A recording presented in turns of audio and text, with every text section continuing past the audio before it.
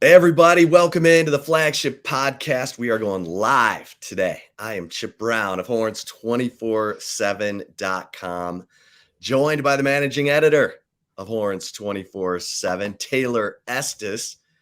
Taylor, we are talking spring football recap today. And, a new addition to the roster through the transfer portal. Steve Sarkisian and the gang continuing to look for gold in the transfer portal. How are you doing? I am doing well, Chip. We've got a lot to get to. If you are watching live on the Horns 24/7 YouTube channel or the Horns 24/7 Facebook page, feel free to send us in some questions, comments. We have some Horns 24/7 member comments and questions that we're going to be getting to also. But yeah, no shortage of information going to be going on here on the Flagship Podcast. And I've been a little, just as a warning for everyone, I've been a little under the weather for the last few days. So if my camera just turns off randomly, just roll with it. Just don't ask questions you don't want to know. But how are you doing? I'll just start talking more. Yeah. As if that's possible. Just kidding. That's possible. But Taylor, obviously, we are, yes, and Cisco Diaz says, finally live. Yes, we're live. Yes. We love going live. We love taking your questions, interacting. And obviously, this is our first Flagship Podcast since the end of spring football, the spring game on Saturday. So we'll give you our thoughts on that. And, I think one of my big takeaways from the spring game was Malik Murphy. We come into the spring, and Quinn Ewers, as we've written about this extensively at Horns 24/7, he's, kind of remade himself and recommitted himself to, cleaning up his footwork and his technique. And he not only cut his hair and his beard, but he, changed his diet. And then, he says on Saturday that he felt like he let most of the fans down and is taking steps to make sure that never happens again. We knew Quinn Ewers was the guy going into the spring game. But we were waiting to see who's going to be the number two, that if something happens to Quinn Ewers, who's going to come in and take over like Hudson Card did last year. And I don't think, I could be wrong, but to these eyes, Malik Murphy looked like in his second year in the Steve Sarkisian offense, like he's starting to settle in. We know he's got a big arm. He can spin it. He threw two perfectly delivered deep balls in a row. One was dropped. The other turned into a 79-yard touchdown. And he only got 4 series, Taylor, but he led his team on sustained drives on 3 of them. The last one was, a failed 4th and goal.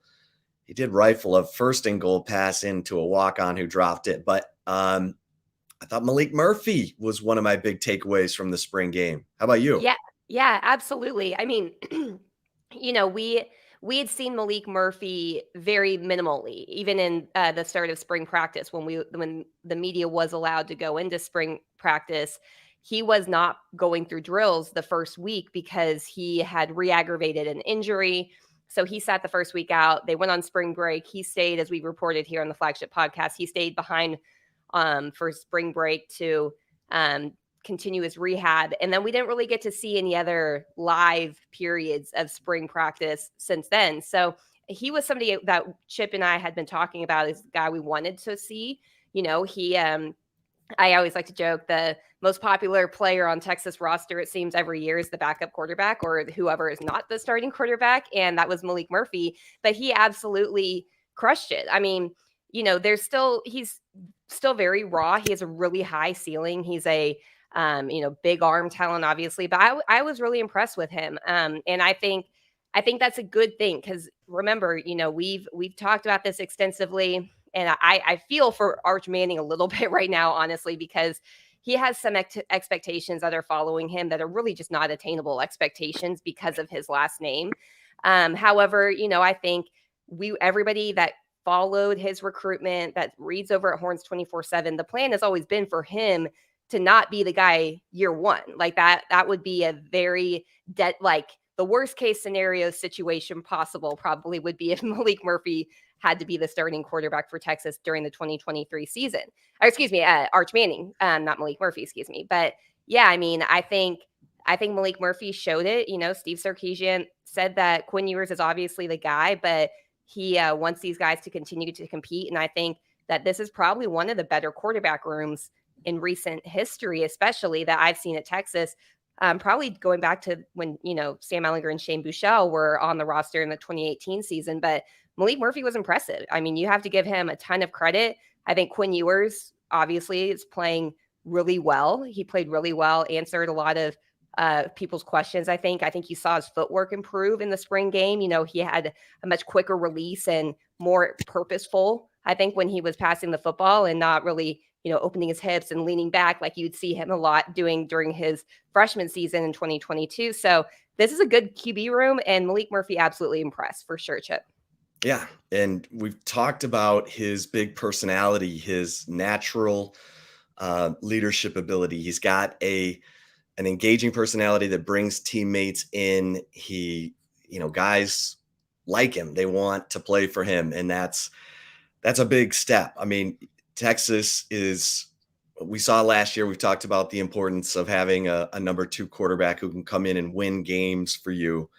And look, Malik Murphy's a work in progress. The first thing Steve Sarkisian said after the spring game is for Malik Murphy to stay healthy.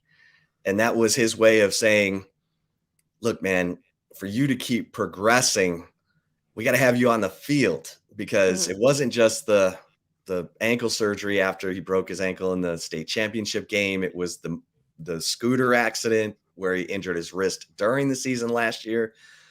And then that, you know, weird injury right before spring football. So I think Steve Sarkisian saying to Malik Murphy, hey, we need you to, you know, treat your body like a professional, be ready, be available. You can't make the club in the tub, that kind of thing. And I'm sure Malik Murphy at 6'5", 235 probably thinks he's indestructible. And we know that's not the case. So right. It's I mean, I thought that was kind of interesting that Steve Sarkisian said, you know, the top priority for Malik Murphy this summer and going into fall camp is to stay healthy. And so I think everyone's going to be watching to see how much more progress Malik Murphy can make. He needs to make a lot. Obviously, that was a vanilla situation. The 79-yard touchdown pass he threw was against a walk-on defensive back. The pass was to Jonte Cook, but the defender was a walk-on. All that. So, you know, but what we're hearing behind the scenes is that Malik Murphy is making plays, that he's delivering the ball accurately. He's delivering it on time. He's been behind the second and third team offensive line. So there's still, he, you know, was having to make decisions under duress during spring football, but he did not get sacked in the spring game, Taylor. Quinn Ewers was sacked 3 times. Arch Manning was sacked 4 times. Malik Murphy was not sacked. Now, a sack in the spring game is touch by a defender. So, you know, just some positives. If you're looking, that was the big question mark depth-wise about this football team is, okay, who's the number 2 quarterback? And Malik Murphy made a little bit of a statement. We know things can change. I always go back to the Colt McCoy, Jevon Sneed spring game where Jevon Sneed outplayed Colt McCoy. And by the time they returned from the summer for fall camp, all the players were telling Mack Brown, oh, Colt McCoy, it's Colt McCoy, it's hands down. And it was. And so don't read too much into the spring game. That's why you subscribe to horns247.com so that we can tell you what's going on during the summer workouts and who's actually progressing. But I thought that was significant. What did you think of Quinn Ewers in the game, Taylor? I thought he did well. You know, I think I was looking a little bit more at his mechanics probably the most. So I wasn't necessarily focusing on everybody around him. I was talking to a longtime coach shortly after the spring game, and this coach commented about how improved his footwork was. And he said there were a lot of times last season, just like a lot of times you see any freshman quarterback, they open themselves up like this. They're not like really like intentful, purposeful with delivering the football, especially like deep ball passes. And I think Quinn Ewers' footwork looked better. He still has to progress too, especially now with Malik Murphy having a pretty good game too. People are going to be like, well, is the quarterback competition open now? And they've got to keep that noise, I think, outside of the locker room as best as possible. But I was impressed with Quinn Ewers. I think he's getting a little bit overlooked, I would say, a bit, or because Malik Murphy did play so well. I think people aren't really talking about Quinn Ewers as much, but I thought he played well. I thought he looked good. He, was pretty on target for the most part throughout the game from what I saw and what I was like looking at. But what was your thoughts on him? Yeah, I thought both Quinn Ewers and Malik Murphy, a little bit of a slow start. Some of that was maybe the receivers. But then, Quinn Ewers leads long, sustained drives to points. He had the incredible catch by A.D. Mitchell. That 13-yard pass in the end zone. A.D. Mitchell with the just extender elastic arm to pull that one down. But he also was the quarterback on the drive where Jaden Blue had the 31-yard touchdown run. And he hit Xavier Worthy for a 46-yard completion that set up the 1-yard touchdown run by CJ Baxter. So I thought Quinn Ewers settled in and looked good, looked in command. He was more outwardly verbal and even, clapping encouragement to his teammates during this spring game. That's part of his new look is to be more outwardly vocal and, expressive with teammates. And so I thought, I've been impressed with Quinn Ewers. I really have, since the bowl game when he took accountability for thinking that he knew everything after the Oklahoma win, and then realizing after the Oklahoma State loss that there was still a ton for him to learn. And then for him to say, I felt like I let most of the fans down last season, and I'm working to make sure that doesn't happen again. I think, again, it just shows this guy's accountable. He's out to prove to himself, to everyone, that he can be the quarterback he wants to be. I wrote about this some in the Insider a couple of weeks ago, that Quinn Ewers was not happy about last season and, was telling people, basically that he's on a mission to change that. So that's what you want to hear. And now you want to see it. And I thought we saw some of that in the spring game. Yeah, I was going to say him taking accountability and acknowledging that he let the fans down. I don't think that should be overlooked by anybody. I think that because he has been so accountable, because he was very open about what he needed to correct after his first year in 2022, and then he did correct from what we've seen so far. Obviously, he's still got to improve, but you saw the corrections being made. And I think your quarterback, Quinn's a little bit different. He's not the rah type, right?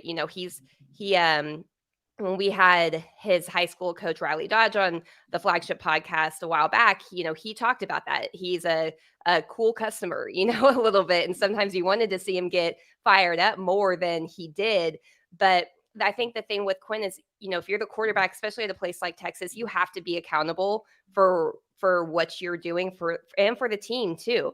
And there have been quarterbacks I've covered in the past that there wasn't a lot of accountability. When there's a loss and a quarterback saying that he thought they played pretty well, I won't call out who this quarterback was, but there was one, and I will never forget that, because I was like, wait a minute, y'all lost. Like, you touched the ball every single time on offense and you lost, and you said that you played well. Like, I didn't like that at all. And you want to hear the accountability from quarterbacks. And I think that should not be overlooked by any fans, hearing that Quinn is taking full accountability. He's answering. He's making the changes necessary, and you want to see that continue.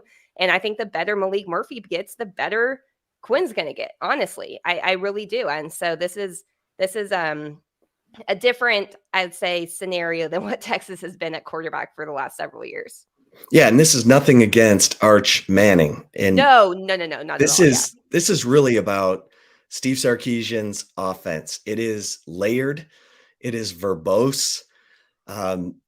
He goes out of his way to make the same thing look different. And that involves all kinds of motions and shifts, usually using the tight ends to try to help determine if the defense is in man or zone. It's a lot. And I thought Steve Sarkisian said it really well. There's a difference between knowing the play and knowing the concept behind the play and where his primary read should be, where his second read should be.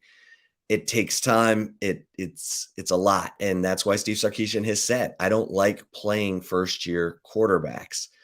And now he's got Quinn Ewers in the second year in this offense. He's got Malik Murphy in the second year in this offense. Arch Manning is drinking from a fire hose. And Steve Sarkisian said it, and we saw it. The eyes drop.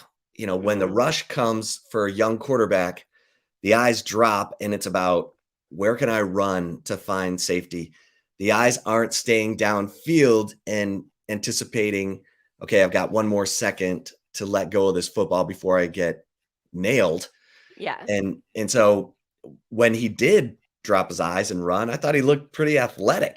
Yeah. I saw a lot of people be like, wow, that might be the most shifty Manning I've ever seen. Yeah. I mean, he's got some good feet. He's got some wheels on him. But he's a work in progress. And that's part of the reason, Steve Sarkisian's not going to talk about whether he's redshirting Arch Manning at this point. He doesn't have to decide. He can play in 4 games. And then Steve Sarkisian can decide.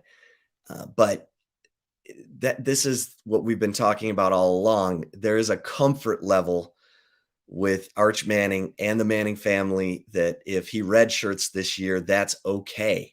He's coming from a private high school in New Orleans. It's produced some incredible talent, including his uncles there in New Orleans, but it's not Power 5 level football. And this is a Texas team, a defense he's going up against in practice that's expected to contend for the Big 12 title. So this is not, this is a big jump is what I'm trying to say. And that's normal. And Arch Manning's going to make a ton of progress over the summer into fall camp, but there's not a pressing need for him to be the guy on September 2nd against Rice. And really, Malik Murphy should be ahead because Steve Sarkisian says it all the time. Your second year in this offense, you typically make a big jump. So, okay, that's a lot of talk about the quarterback position. Well, real quick. Sorry, I have to say this.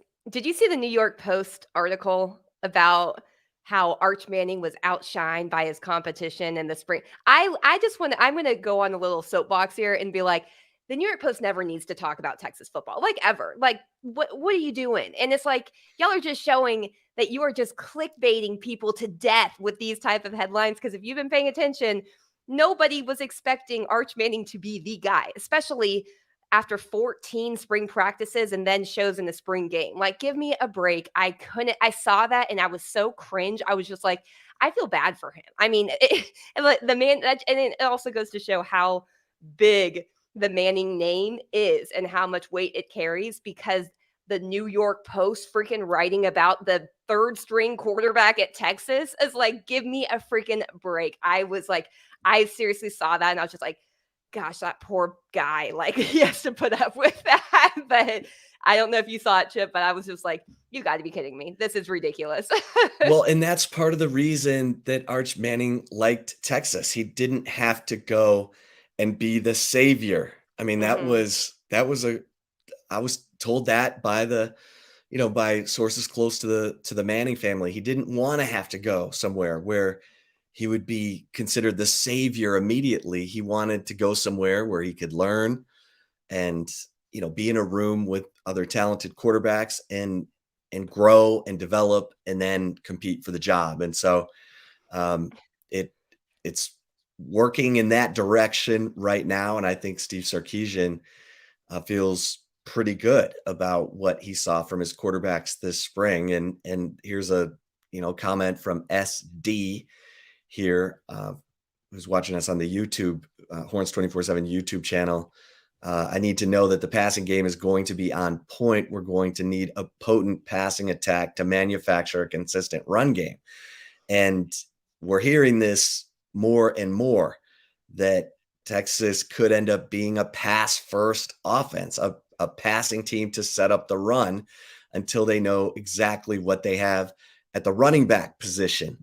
And I'm still very high on Jonathan Brooks. I wrote about it on Monday. Don't forget about the guy you didn't see in the spring game, and that's Jonathan Brooks, because everything I'm hearing is that guy is starving for his opportunity after spending 2 seasons behind Bijan Robinson and Roschon Johnson.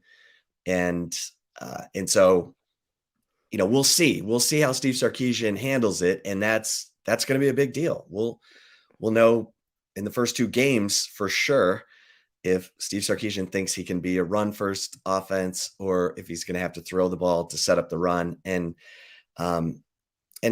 either way, we just kind of need to find that out. And can a running back carry this team at times when needed? And that's a question that we really won't know until we're into the season.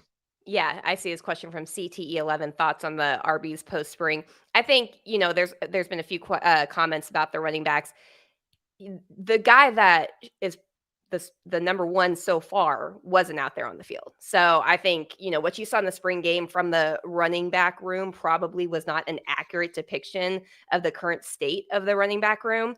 It was good to see Jaden Blue and to see CJ Baxter and to see Savion Red out there, but Jonathan Brooks he's legit. I mean, this kid is legit. And I think that the spring game did not necessarily show exactly what the running back game is going to look like at all, come week 1 of the season, because Jonathan Brooks was not out there. So I think it's a little bit too hard to go all in on, giving a full assessment of the running backs without Brooks on the field. What's your thoughts?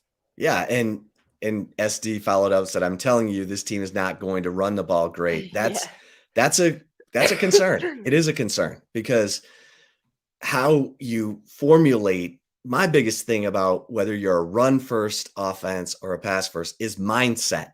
It's mindset. If you're telling your players, especially your offensive line, we're going to run the football, we're going to be a great running team, then you're preparing the minds of those players to fire off the ball and dominate the line of scrimmage.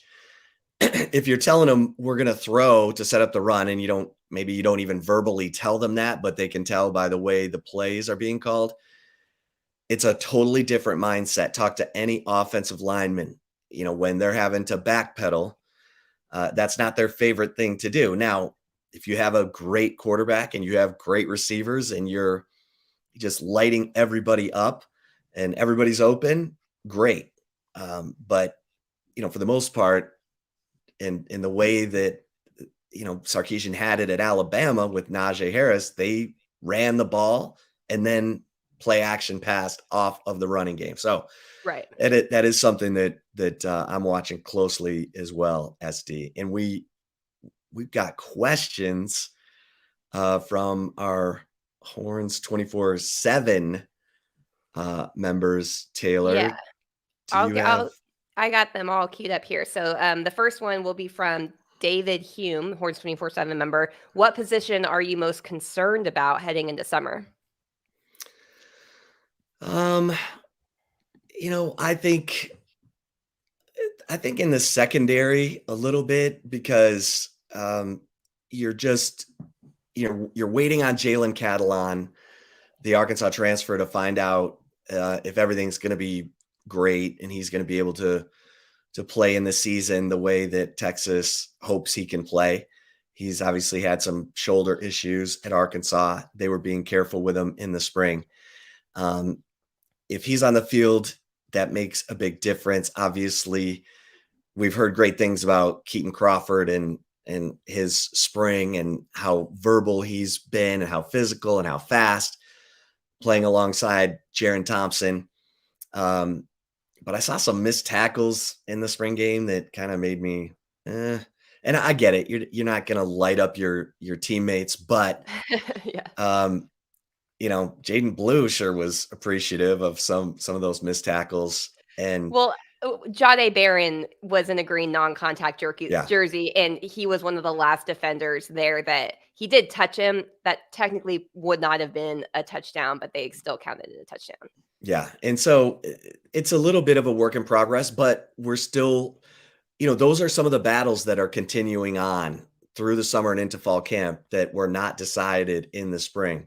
That field corner position where Terrence Brooks and Gavin Holmes, the Wake Forest transfer, and Xavion Bryce are battling, Malik Muhammad, the freshman. And so I want to see how much more progress that can be made there. And then, obviously Austin Jordan's been working at the nickel because Jalen Gilbo is still coming back from knee surgery. They're backing up Jahdae Barron. You just want to see that all come together and make sure that this defense is solid front to back, right up the spine of the defense, from the defensive tackles to Jalen Ford in the middle, to your safeties. And it's not a huge concern, but it's a concern. And, Yeah. how about you, Taylor? I would say I agree with that. I would say safety. If Jalen Catalon returns from injury and plays like he did pre-injury at Arkansas, when he was an All-American, SEC All-American, like this kid, I've said it before, he is talented enough where he could be a one and done guy at Texas if he has a good season and stays healthy this next year. What I mean by that, he's draft eligible after this season. When I say one and done, I know that's not really a football term, it's more basketball, but that's how high his ceiling is. That's what he brought or could bring, prior to his injury. So if that all plays out, then we're going to sound silly talking about safety being a position of concern. But without knowing right now, I would say that would be the most concerning situation right now, I'd say, on this team. But I'm not fully in panic mode. Like, I'm not hitting the panic button, jump in the portal, get more safety help right now. I think it's just an unanswered question, right? And so I think that is fair to say that would be my biggest concern too. Yeah. All right, we got another question. Yes. Any updates, Chip? I'll let you handle this one, on adding offensive or defensive consultants like Gary Patterson last year, from James B17, Horns 24/7 member. Yeah, this is a little interesting. I thought we would have some information by now about, who Steve Sarkisian might be adding as far as special assistants to his staff. But he's, taking his time, waiting to see what's going on. So, Gary Patterson came down to watch practice during spring football, and then he drove back up to Fort Worth. So, there's that possibility, because Gary said it.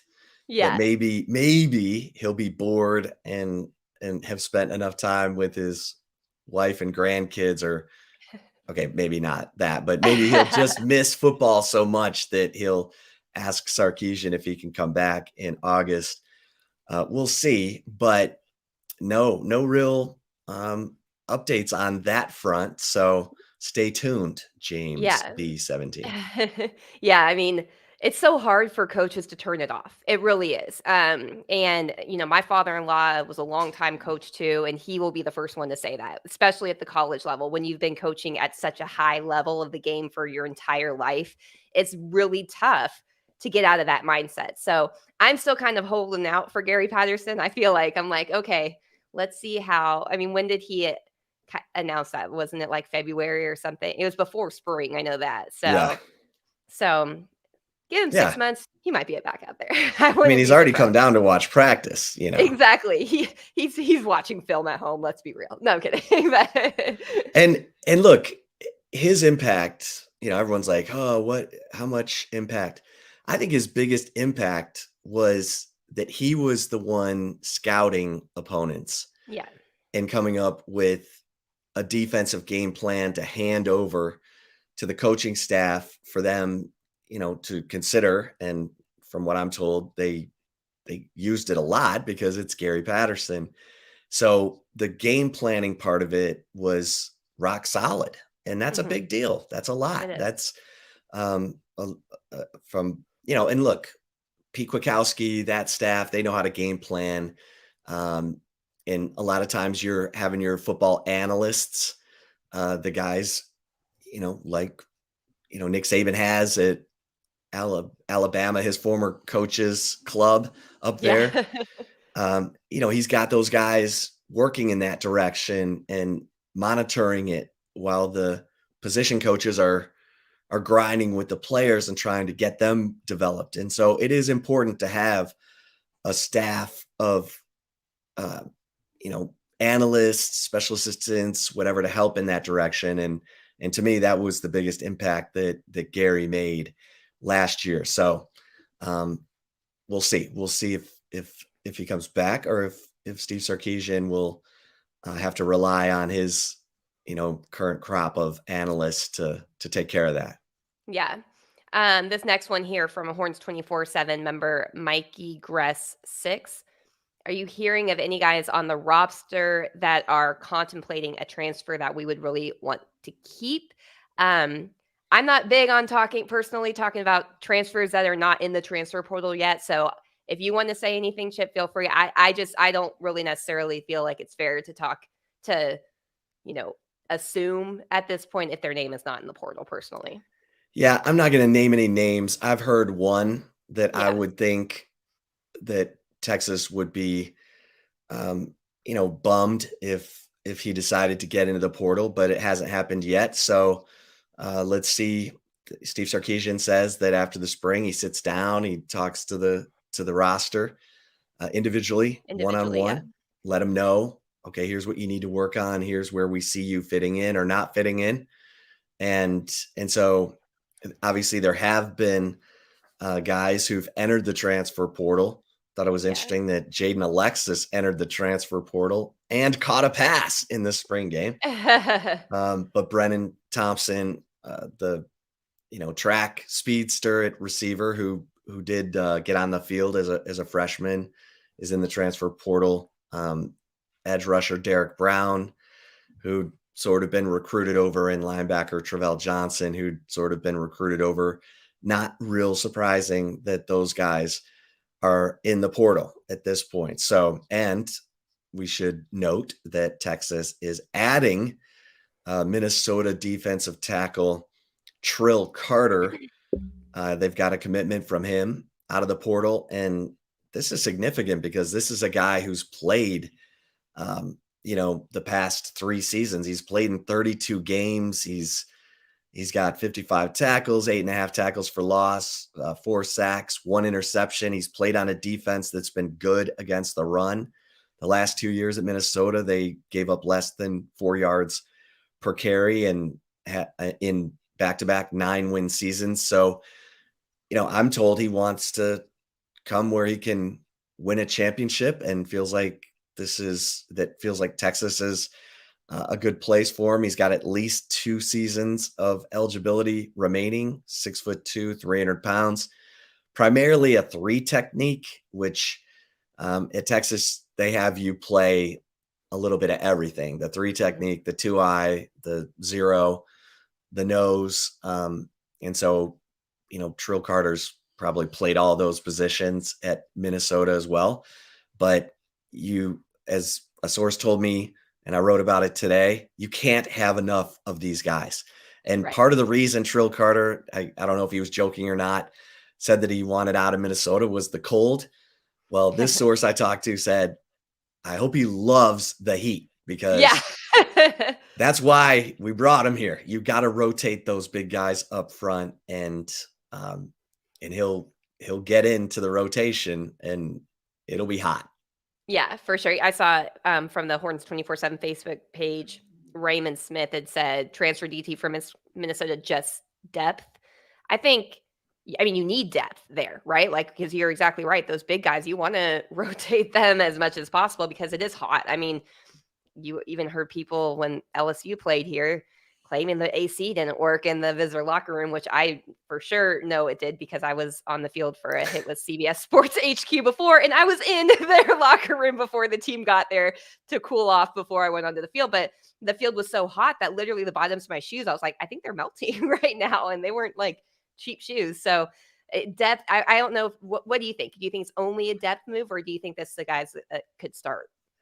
I mean, I think it's a depth move for sure. I mean, I think Byron Murphy and Tavondre Sweat are your walkout starters, and Mm-hmm. then it's a question of if how big Texas wants to go on the defensive line. Would they play Alfred Collins at an end or Vernon Broughton at an end along with Barron Sorrell, or will they, just play a 3-man line with Byron Murphy, Tavondre Sweat, and Barron Sorrell, and then have a linebacker, and I'll get into that here in a second, come off the edge like they did with DeMarvion Overshown last season, and like we saw from Anthony Hill Yeah, I in saw the somebody spring comment game. about him earlier. Chip, your reports on Ant Hill were correct. Kid is a beast at Whoa, multiple positions. that dude, that dude is instinctive. Yeah. He made a couple plays in the spring game. I don't know how much people were paying attention because he knifed through the line, um, and got a sack. But he also had an opportunity to make a play behind the line and just barely missed it. But you can tell he got where he needed to go, and was like 3 or 4 yards in the backfield with a chance to make a play. He's so about getting the football out that there was a play later in the game where he just tried to tackle the football instead of the player. And so, the guy, like Anthony Hill, was looking at his hands afterwards, like, how did I not get that ball out of his Yeah. hands? But this guy is, man, he's a playmaker. And I think they're really excited about him as a weak side linebacker at times, but also rushing the passer from that strong side. And I mean, everyone is talking about the plays this guy was making. So I think there's excitement about Anthony Hill. Texas trying to improve their pass rush. Obviously, Barron Sorrell is a guy they're hoping can make that jump to become a double-digit sack guy. He's gotten stronger. He's a leader. He wants it. But man, Anthony Hill he's a presence already. I'm excited. Number Yeah. 0. He's was a 5-star for a reason, right? I mean, with 24/7 Sports, when you look at the way that ratings are, there's 32 5-stars every year because of a projection that these are the type of players that could be 32 of the first picks in the first round of the NFL draft. It's not necessarily a day one type of thing. It is a projection for where they would end up through development, through that process when their time for the NFL comes. But this is a guy that came in. I think Chip's man crush is spot on there with him because I think he's gonna make an impact his first year. Yeah, No question. he's a grown man, and he gets it. He Yeah. gets he's not see ball, hit ball. I mean, he's a guy who understands the defense. He understands his role in the defense, how things are supposed to be funneled. You can't just, freelance and pick gaps. You gotta get your job done within the scheme. And he understands that. So I think the coaches are trying to temper expectations, obviously, because they want this kid to grow and develop and all summer and into fall camp. But I think they're very excited about Anthony Hill and Leonga Lafau, who also made some plays in that spring game that you're like, okay, I see you. Yeah. I see you, number 18. And that's a spirited competition right now. Uh-huh. When you look at David Benda, you look at Mo Blackwell, Leonga Lafau, Anthony Hill, they're pushing each other, and that's what you want. Yeah, no doubt. I'm going to go to a question here from Horns 24/7 member DMan72595. If you missed it, Texas did put out some early renderings of the new practice facility. If you've been a member at Horns 24/7, you have been hearing about this practice facility from Chip Brown for the last, 2-3 years, I think, that Chip has been constantly reporting this. And now everyone's like, oh, that's where the new practice facility is. Like, yeah, Horns 24/7 members knew that 3 years ago. But D-Man 72595, has there been any early feedback around the team on the early renderings of the new facility, especially around the younger players who might spend time there before leaving? Oh, I think everyone's excited about this because it's huge. I mean, this is a perfect example of being aligned as a university, from the regents chairman to the president, Jay Hartzell, to Chris Del Conte. They wanted to get the practice facility closer to DKR. They are moving the School of Social Work to do so. To do so. And that's an older building, so it was time to upgrade that building. And actually, they're going to move into where the Macomb School of Business is right now on Speedway, when the Macomb School of Business moves in to their new building at where the Dobie Mall used to be on Guadalupe. So it's a complicated process, but it's also one where they had to find a temporary home for the School of Social Work, because School of Social Work won't be moving into that building on Speedway for another 3+ years. And this is going to be a gradual process. They're probably not going to have it ready until the 25 season, unless something crazy happens. But, who knows? Maybe it gets expedited with the move to the SEC, but they're going to go underground if you walk on campus, there's a hill. Yeah. From where the Moody Center is, that kind of, it grades down to the level where DKR is on the west side. And so they're going to go 60 feet, not fully 60 feet, but the roof line of the indoor practice facility will be the same as the basketball practice facility and the Moody Center, because they will go, I think, 20 feet underground to make it look super clean and not clunky like some of these campus indoor practice facilities you see, where it's like, oh my God, it just, takes over the skyline of your athletic property. But a bubble. Yeah, a bubble. Oh my God.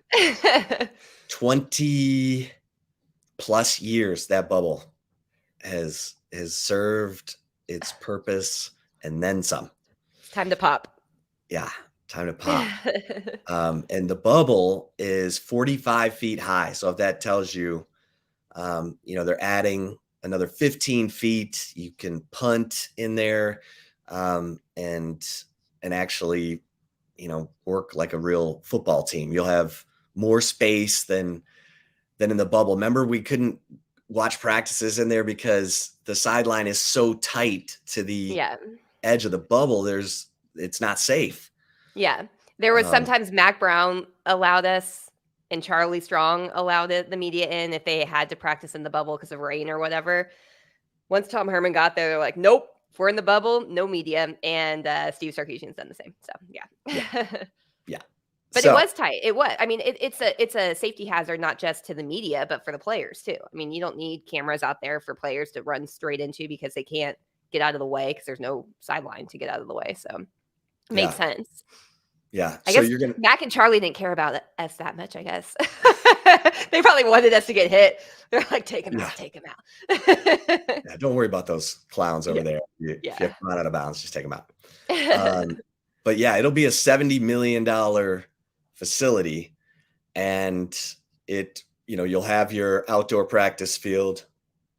And it's what, I don't know, 100 yards from the south end of DKR. Once you walk past the student rec center, Taylor, easy walk for the players to go to practice. And now you've got your whole athletic complex right there all pulled together. The Denius Fields were over at the corner of Red River and Dean Keaton, and it was a bit of a walk. I mean, and they took buses. And I was gonna say, or a bus trip over. Yeah. It was always clunky.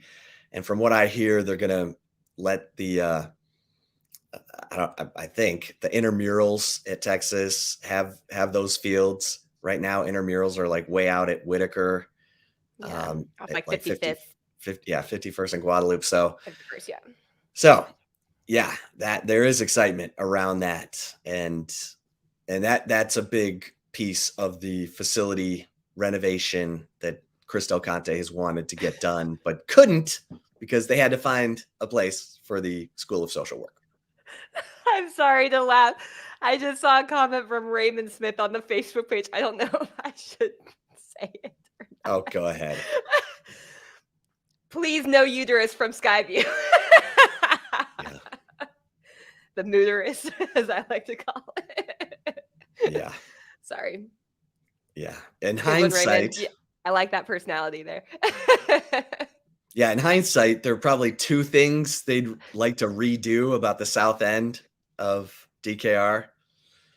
Maybe the mooterus, and also allowing the fans who sit in those club seats to go downstairs and watch the team come out of the tunnel through those glass windows like they have at Jerry World. Yeah. Because they want to be down there where they can see the players right up close instead of sitting in their seats and watching them, run out like all the other fans. They're paying for this special privilege to be down in that bar. So they're never in their seats when they run out of the tunnel, and it looks embarrassing on television. But yeah, television view, a lot of people are like, man, no one's at the game. And it's like, no, they're just down on the field basically. But those seats are cool. My uncle and his wife, one of their friends has season tickets there, but they have I think they have built-in Yeti coolers that are on the seats back there. I mean, you pay a pretty penny, I think, for those seats, but they are pretty cool too. Yeah. Oh yeah. Have you seen those? Yeah. Yeah. Like the Yeti coolers that are in there and whatnot. But oh yeah. Yeah. Oh, yeah. No, it's cool. Swanky, fancy. It's very fancy. I know. I'm like, hey, Uncle Pace, how want to take me down there maybe one time? I don't know. But, yeah. If anyone has any access, let us know. Yeah. We'll sit and give you commentary during the game if you want to give us tickets there. Yeah. All right. This question here, Chip, from do you want a funny question or yeah, sure. Okay. From everybody wants a little lighthearted lunch humor. J Ray 007. How much of the Kool-Aid are you drinking? Because from my view, it tastes sweet. Yeah, I mean, I keep looking for reasons to knock this team down, but I think they're going to be the favorite to win the Big 12 title. And I think they probably should be. I mean, your teams that were in the Big 12 championship game last year, TCU, K-State, both have a lot that they have to replace. Now, their returning players are confident. They got there. K-State won the Big 12 title. Don't forget that. TCU played for the national championship, but they did not win the Big 12 title. And so, those programs are going to be looking to get back. Texas Tech, everyone's talking about as a team with a lot of returning talent that could be poised to make a jump similar to what TCU did last year. And Kansas has a lot back from the team that started off 5-0 and then, trailed off toward the end. But Texas has the talent. Oklahoma's going to be better, and they've got a fifth-year quarterback who knows what he's doing. And so Oklahoma's always going to be there. But I think this is Texas's year. You don't always, you're not the favorite every year. Now Texas needs to get to that point. But I'm not telling Texas fans anything new. They've got battered fan syndrome. Every time they thought the program was, getting on that uptick, it, would hit a snag. And I think this is definitely an uptick year. And I think these players believe it. Now we'll see. They got to go. They got that Alabama game sitting there September 9th in Tuscaloosa. That'll have their attention all off season. So, they got to get better, but yeah, there's some Kool-Aid out there.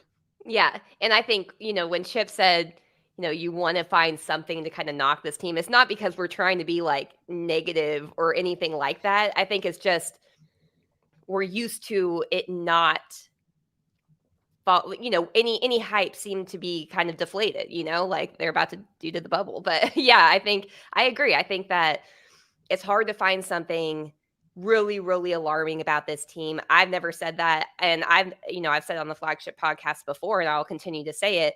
In my career covering Texas, I have never been confident or bold enough, and I'm glad I wasn't, to do this, to ever say that Texas should be contending for a Big 12 title. They proved that wrong in 2018 when they played against Oklahoma in the Big 12 championship game, but still didn't win it. It's hard for me not to say that this is the year that Texas is going to play for and possibly win a Big 12 title. And I've never said that in, I don't know how many, I think I've been on the beat 11 seasons, and that's never come out of my mouth for a reason. And now I do feel confident in that. So I guess we're guzzling that Kool-Aid right now, Chip. Surprised our skin tone hasn't changed to orange, I guess. But yeah. Well, there aren't many years where Texas has beaten Oklahoma, not to mention 49-0. Yeah. Yeah. And Oklahoma had no doubt carried the flag for the Big 12 for the past decade, while Texas was off, firing coaches, hiring coaches, firing coaches, hiring coaches, and, acting like a turnstile. And so, now Texas has gotten over on Oklahoma, which had a significant coaching change, a surprise, when Lincoln Riley left to go to USC. And so, I've said it here before, Steve Sarkisian was hired in part by Texas to match wits with Lincoln Riley, and Lincoln Riley's gone, and Steve Sarkisian, lost to Lincoln Riley in a heartbreaker 2 years ago and absolutely throttled Brent Venables last year. And I don't know what's going on at Oklahoma State. I mean, they're still losing guys to the portal. So I just think it's shaping up for Texas for sure. Yeah. Well, and speaking of Oklahoma, this question here from Horns 24/7 member Liberty Horn, way too early thoughts about the Bama and OU games and how Texas is matching up there. Well, I think Texas showed last year that even, with Bryce Young at quarterback, that they could go toe to toe with the Crimson Tide. And I think Steve Sarkisian feels confident about, he still knows some of the personnel there. And I think Texas will be confident going to Tuscaloosa. Is it Jalen Milroe at quarterback, the former Texas commit, who's not nearly the passer that Bryce Young was? He's more of a guy who beat teams with his legs last year. He's got a lot of improvement to make, but I think Texas has the guys in the trenches to compete with Alabama, and that's saying a lot. And so, I mean, when Will Anderson, a true freshman shut down Will Anderson pretty much in that game this past year. He's gone. Yeah. That true freshman's a beast of a sophomore this year now, Kelvin Banks. Yeah. Yeah. And Kelvin Banks is back, and Will Anderson's going to the NFL. So I think I expect Texas to be very competitive in that game. Mm-hmm. And, based on what we saw last year with better talent.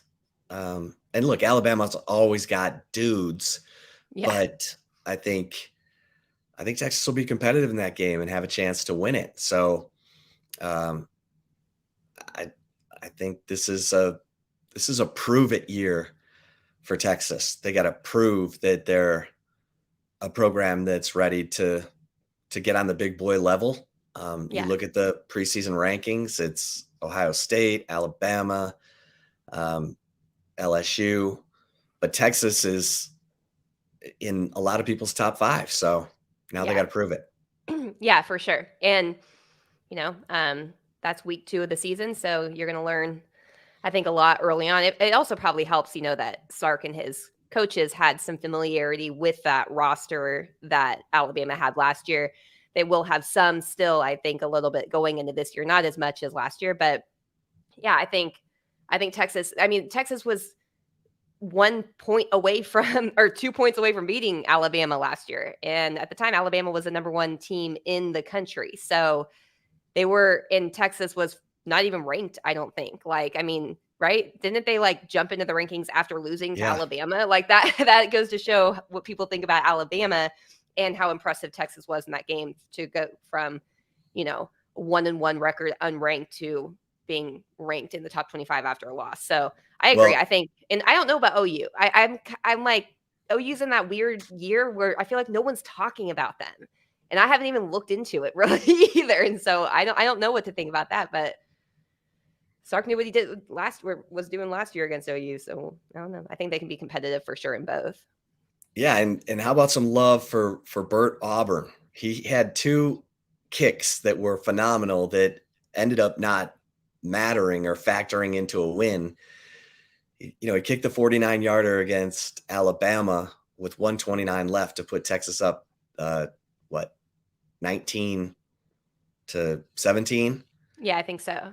And then he had that 48-yarder at Texas Tech to force overtime. So, right at his time expired. So, give some love to Bert Auburn because he showed you he can come through and clutch situations, and he didn't get credit for those because Texas ended up losing those games. But people have asked, what are you concerned about special teams? Well, I think Bert Auburn showed you in those 2 games that he can get it done. And I asked Steve Sarkisian about his punter, who's not even on campus yet, Ryan Sanborn from Stanford. He's like, I've watched him punt the last 4 years. We're fine. We're good. Yeah. So. And he has one of the best special teams coaches in college football, also leading that unit as well in Jeff Banks. And Xavier Worthy still looks like he's the punt returner. Jordan Whittington backing him up.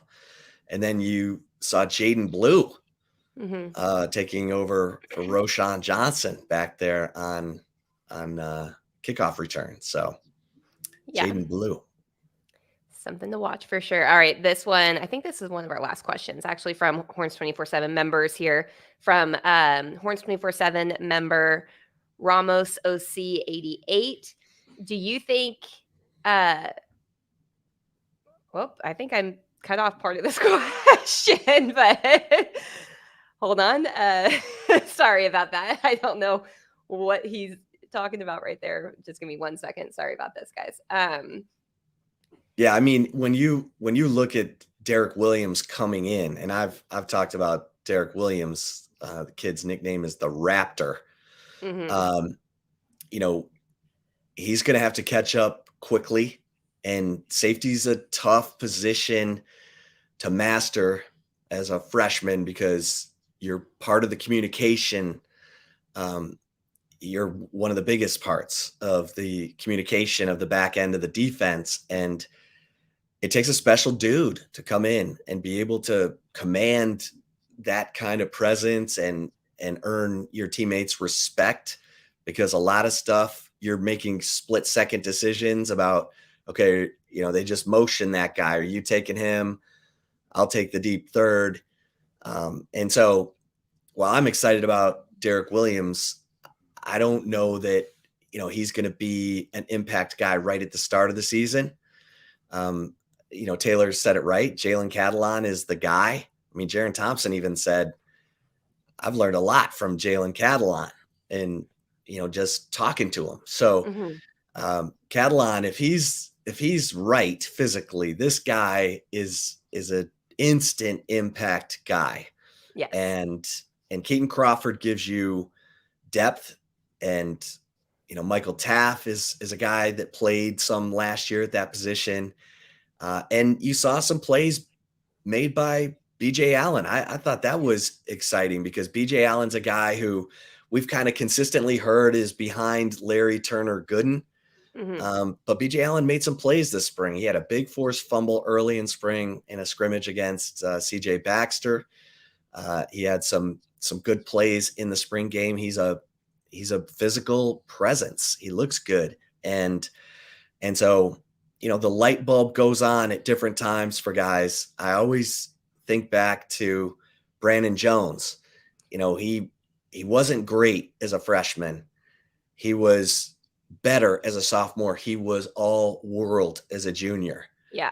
And it takes time. And Brandon Jones was a 5-star guy. So you just have to keep bringing him along and they have to keep getting more and more comfortable with their teammates as they communicate in the back end of that defense. And having Jahdae Barron back there is big, right? Because that dude has so much confidence and he is smart and instinctive.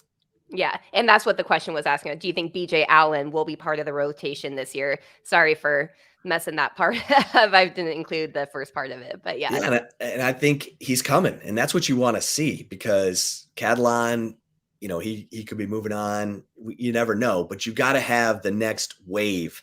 When you become an elite program, you replace all conference players with all conference players. And that's been, that's everyone's watching to see, can Texas hold on to all this talent? Are guys willing to be patient?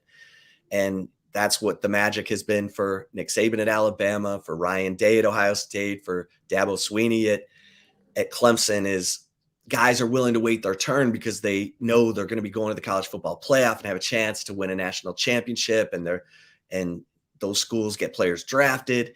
And that's what Sarkisian's trying to change right now at Texas. And he's holding on to his talent. And that's the first step, man. You gotta have, I say it all the time, you gotta have talent like planes on a runway at O'Hare Airport, just ready to step in and show everybody that they're the next all-conference player at their position.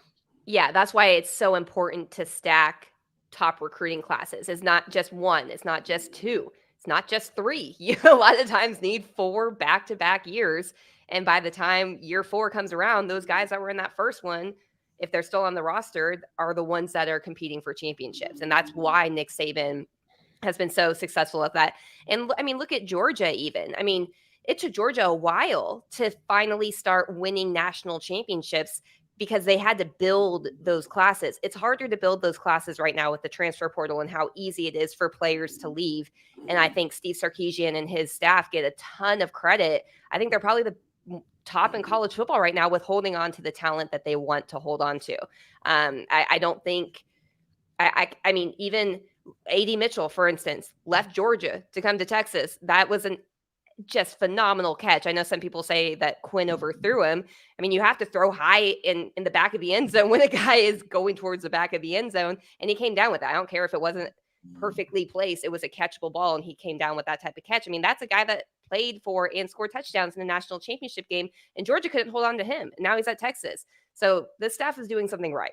We'll say that. Like, whatever. Yeah, people are they're selling the Kool-Aid, and the top players are drinking it and sticking with it. And that's huge. Absolutely huge. Yep. They're selling the vision of come here and help put us over the top. We're close.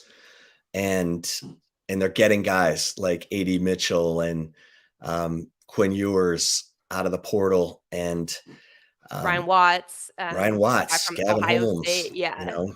Isaiah Nair. I mean, we haven't seen Isaiah Nair, but this dude is a player. I mean, Texas is going to be loaded at receiver. There's a reason Brennan Thompson and Jaden Alexis are in the portal, because you got Isaiah Nair, you got A.D. Mitchell, you got Xavier Worthy, you've got Jonte Cook, DeAndre Moore.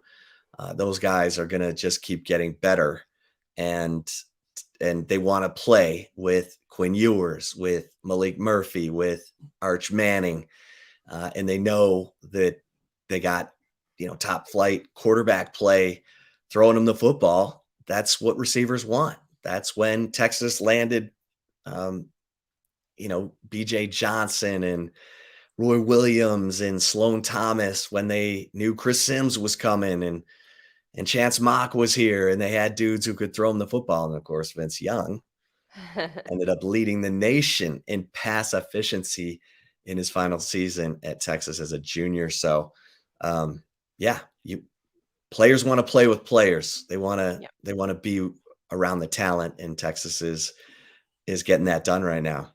Yeah, they're building that talent for sure.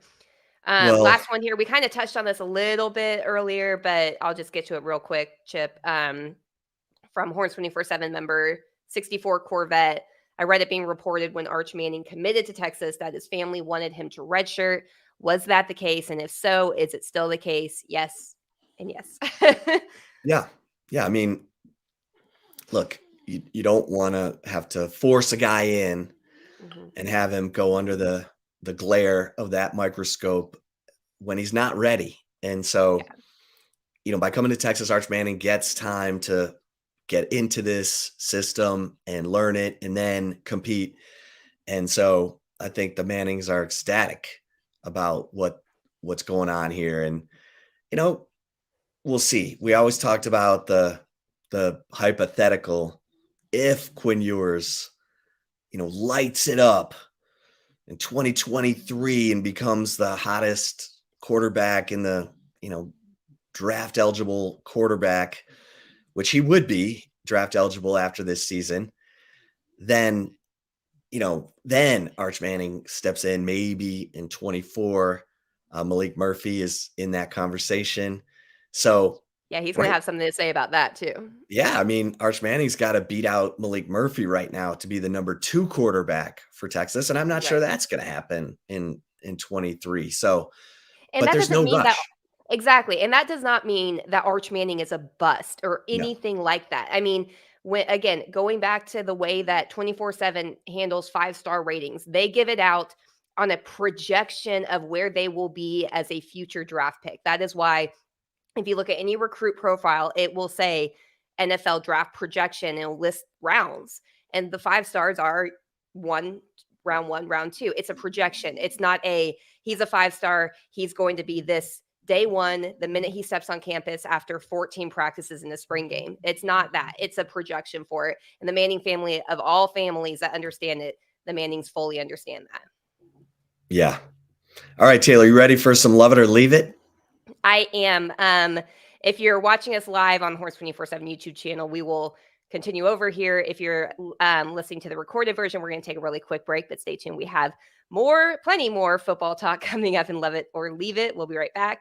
But going on here on the YouTube channel and on the Horns 24/7 Facebook page, we will roll on. You ready for my first one? I'm ready. All right.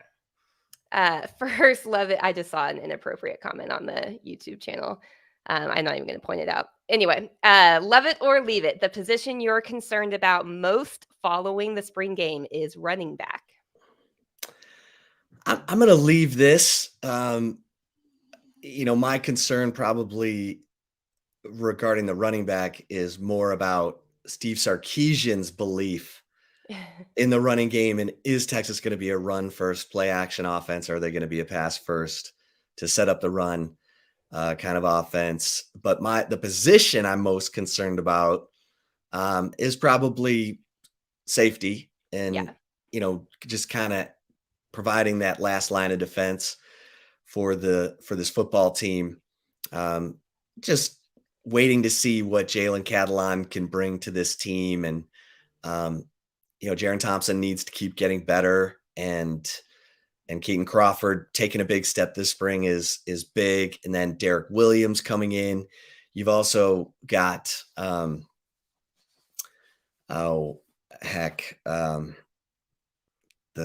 2 freshmen who will also be coming in.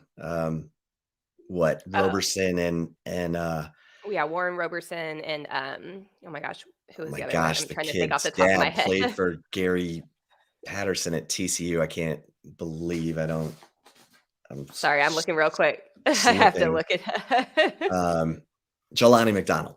Yeah, Jelani McDonald. That's right. Those guys coming in, they're big time players. I mean, Gary Patterson told me keep an eye on Jelani McDonald because his dad was fierce as a player. And so there's a lot of excitement. There's a lot of talent. It's just, how does it all come together going into the 2023 season. Taylor, how about you? Yeah, I'm gonna leave this. I think it's without Jonathan Brooks on the field, it's really difficult to see what the running back room is gonna look like. And I agree with what you said about Sark. I mean, how he calls the offense is going to be more of not necessarily a concern, just an unknown, with him pointing to the fact. And I don't know if this is Sark's alluding to what he thinks the running back room is going to be this year, but the fact, he's brought up that he's had 1,000-yard rusher every single Yeah. season that he's been an offensive play caller. So does he think that guy is on there? Is he okay if it's a running back by committee? That's going to be something we haven't really seen from Sark yet. So that would be more, I wouldn't even say, I don't think it's a concern though. I think it's just more a question of how it's going to be maneuvered more so than anything. So I'm going to leave it too. And as we said earlier, yes, I think safety is more of the biggest question of concern or position of concern right now. But it's all dependent on the health of Catalan. So All right. Mercury. Love it or Second leave it. one. Number 2. Love it or leave it. The defensive player who stood out the most in the spring game was linebacker David Benda, who had 8 tackles, including a sack. Okay. I'm happy for David Benda. He was active. He was making stuff happen. But Anthony Hill, people, I'm telling you, this dude is going to be fierce. Anthony Hill's the one who grabbed my attention, and some of it you had to really be looking for Zero. Like, go back and watch the spring game and watch Zero on plays that were to his side of the field, because he was always in the mix. And I don't want to build this guy up too much, but I'm gonna leave this. No offense to David Benda, because Texas needs him to be a big time player at that weak side linebacker position. But guy who stood out to me, Anthony Hill. Taylor, how about you? You know how much I hate agreeing with you on everything, but I agree. I think, and it's easy also, I think, for us to be looking for Anthony Hill a little bit more than some of the returning guys, because we haven't seen him in live action. We've seen him in practice, but we don't see scrimmages, So this was our first opportunity to see these guys in full pads going full speed, both sides of the ball against one another. So I'm going to leave it. No offense to David Benda. I totally agree with what you say. He needs to come on. But Anthony Hill is just one that is hard. When you're looking for it already, then it's really hard not to point to him being somebody that stood out the most, especially when he played as well as he did. So yeah, I'm gonna leave it too. Yeah, he's gonna be coming off the edge, folks. And everyone's like, oh, who's gonna be the guy opposite Baron Sorrell? Is it Ethan Burke? Is it, Justice Finkley, Colton Voss? Number 0. Yeah. Don't you worry. Yeah, for sure. All right. Love it or leave it, number 3. And this is a good comment here from David Williams on the YouTube channel. BJ Allen, Brian Allen, Adonai Mitchell, and most importantly, Malik Murphy stood out the most to them. Defensively, yeah, I think BJ Allen had a good game too. He was around the football a lot. I just wasn't really looking for him. Like, I'll just be honest. I wasn't really looking for him. So I did see him, obviously, because he was around a lot of the plays. But Anthony Hill bringing that 5-star mentality and putting it up on the field too is a good thing. Yeah. All right. Yeah. And BJ Allen, number 7. He had a good spring. He definitely did. He did. Yeah. All right. Final one for you. Love it or leave it. Texas has a number 2 quarterback who can come in and win games after seeing Malik Murphy in the spring game. I mean, I don't know if I can love this just yet, but it sure looks like they have the makings of a number 2 quarterback who can come in and win games. He looked great in the spring game. We mentioned that, but there, obviously it was the spring game. He's throwing a 79-yard touchdown pass to a receiver who's being covered by a walk-on. No offense to the walk-on, but that's not what you're going to see against Alabama. The good news is Malik Murphy is so confident in his own abilities, and he is driven. I mean, this guy He wants to be great. And I think he kind of loves the fact that no one's talking about him. It's all Quinn Ewers, it's all Arch Manning, and Malik Murphy's like, I'm learning from Steve Sarkisian and I'm going to get better. And Yeah. I'm bigger and stronger than those dudes. So don't sleep on me. If I'm the Kool-Aid drinker, if I'm the just jumping on the bandwagon, I would love this. I'm going to leave it just for the sole purposes that I haven't seen Malik Murphy in a game yet. Right. And how he handles game action. But man, it looks like Texas is headed in that direction with Malik Murphy. Taylor, how about you? I'm kind of torn a little bit because I think Malik Murphy, depending on the game, right? Who are we talking about them playing? If you're talking about Rice, yeah, maybe so. You know what I mean? If you're talking about Alabama, I don't know. And so that's where I'm a little torn. I'm tempted to leave it just for if we're talking about any game on the schedule, I think you have to leave it because I think that's putting a little bit too much pressure, even more so on him at this point after a limited amount. You guys have to remember Malik Murphy, while he was on campus, his whole true freshman season was an early enrollee. He was not in practice. So this spring, and he missed the first week of spring practice this year. So he's very, very, very, very green.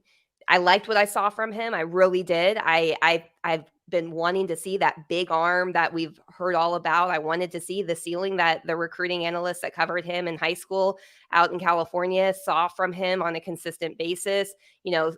Obviously they had said even he was raw, at high school, he was a little bit behind developmentally, but the ceiling is so high. And I think just his stature speaks for himself. He is all of 6'5", if not taller. He's a big kid. And so, but I think it's too soon to say any game on the schedule he can come in and win it just after seeing one spring game. So I'm going to have to leave it too, but it's not, I think he could come in against some of the games on the schedule and win those games for Texas if he's called upon too.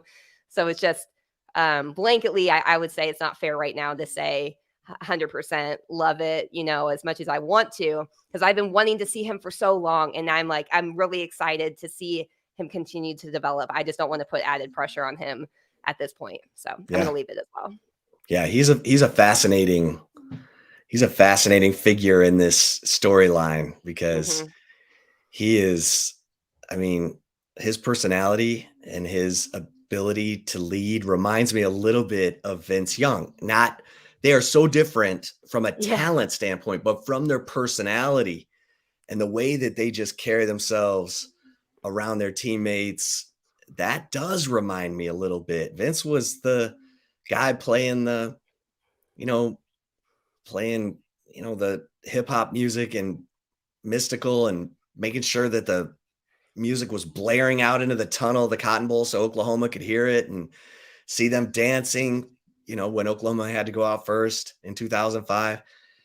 That's the kind of swag Malik Murphy has. So that's the part that I'm talking about. I'm not talking about, Malik Murphy's going to run for 200 yards. Yeah. That's never going to happen. Not under Steve Sarkisian. So no, even under probably any coach, that's not his strength. He was a pro style quarterback, not a dual threat like Vince Young. Physically, I could see, just like how their build is too, the size wise. But yeah, they're two totally polar opposite. But I agree. I think the personality he's got everyone's drawn to, just like Vince was.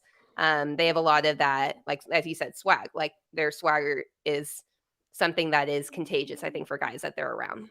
Yeah, guys feel like, hey man, we got this guy on our side. We're gonna go win. And it's hard to find guys like that. Yeah, and we're gonna have fun doing it too. So that's We're gonna tell you what play we're running and see if you can stop it. Yeah. Because Vince did that a lot. Yeah. We're running right there. Okay? Yeah. Can you stop it? Yeah, fill that gap. I dare you. There. Yeah. All right. Good stuff. Thanks to everybody for tuning in to this live episode of the Flagship Podcast recapping Texas spring football. Of course, football season never ends at horns247.com. So if you're not an annual subscriber, let's get going.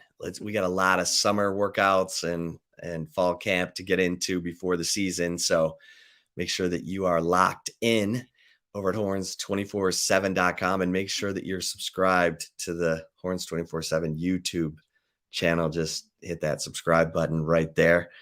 And we'll do this more. You know what I'm saying? Yeah. That's what we do. So for Taylor Estes, I am Chip Brown. Thanks again so much for listening to and watching the Flagship Podcast. Until next time, we'll see you over at horns247.com. Stay safe and keep the faith.